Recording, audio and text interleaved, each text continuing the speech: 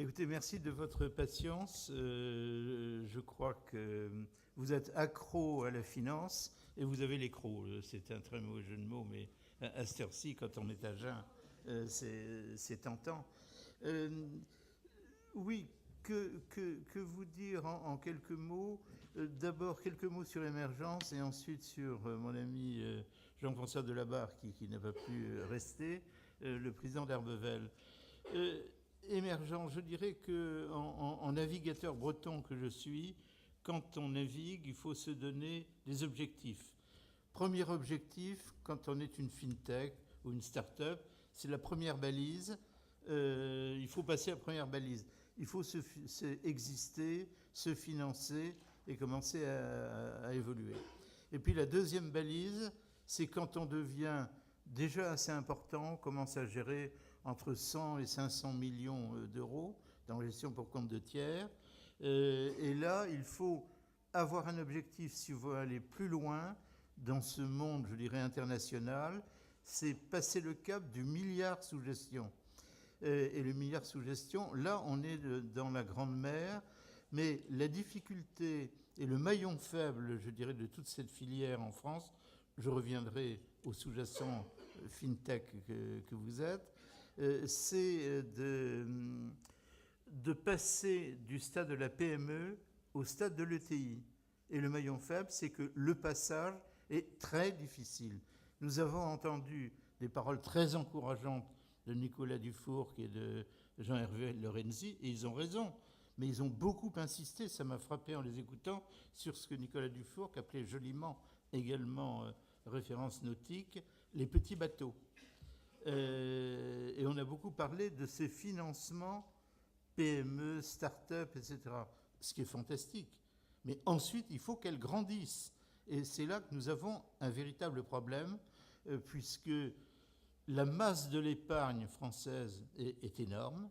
Nos amis assureurs font ce qu'ils peuvent, mais complètement engoncés dans des réglementations totalement à côté de la plaque, puisque ce qui est investi, par exemple en actions chez tous les grands assureurs français, c'est 3 à 5% de ces capitaux gigantesques.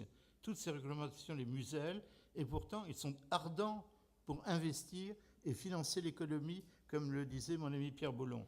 Donc le challenge, c'est de passer ce cap. Alors, je n'aurai pas l'audace de dire que émergence est une solution, mais disons c'est un chemin qu'il faut progresser rapidement. Nous n'avons pas, excusez-moi de prononcer un mot toujours très délicat, nous n'avons pas de fonds de pension. Les Anglais en ont, les Hollandais en ont, les Américains en ont, les Japonais en ont. Donc il a fallu rassembler, je dirais, des bonnes volontés d'investisseurs, de grands investisseurs institutionnels, depuis la Caisse des dépôts, la CNP, les assureurs, les caisses de retraite et certains industriels, comme nos amis d'EDF, pour nous rejoindre. Et nous avons, depuis 4 ans, levé pour investir dans ces sociétés de gestion qui elles-mêmes investissent dans l'économie et donc depuis les obligations et évidemment les actions, nous avons levé 500 millions. 500 millions, ce n'est pas très dissemblable des chiffres que la grande BPI, avec l'argent public, et c'est normal, et qu'elle gère très bien, investit. Donc nous avons pu rassembler auprès de ces institutionnels 500 millions qui est au travail, et nous avons des projets pour 200-300 millions au début de l'année, et tout ceci est un investissement, je dirais, utile pour l'économie.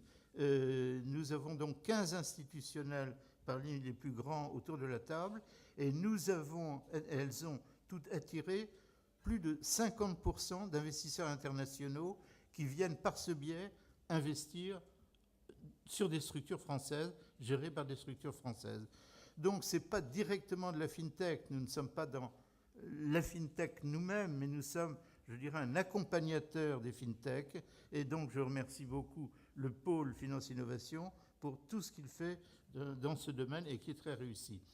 Alors comme il faut être bref, et je suis toujours un petit peu long, je me taquine moi-même, je représente aussi notre ami Jean-François Delabarre, qui vraiment est la société de gestion de l'année 2012, de plusieurs années, 2015, 2016. Quand Émergence est rentrée dans cette société de gestion, elle gérait 200 millions pour Jean-François Labat et son copartenaire, qui venaient de Londres d'ailleurs, dans des banques anglo-saxonnes, qui ont racheté une jeune société de gestion en France. Nous sommes rentrés, ils géraient 200 millions. Au jour d'aujourd'hui, ils gèrent 1,2 milliard.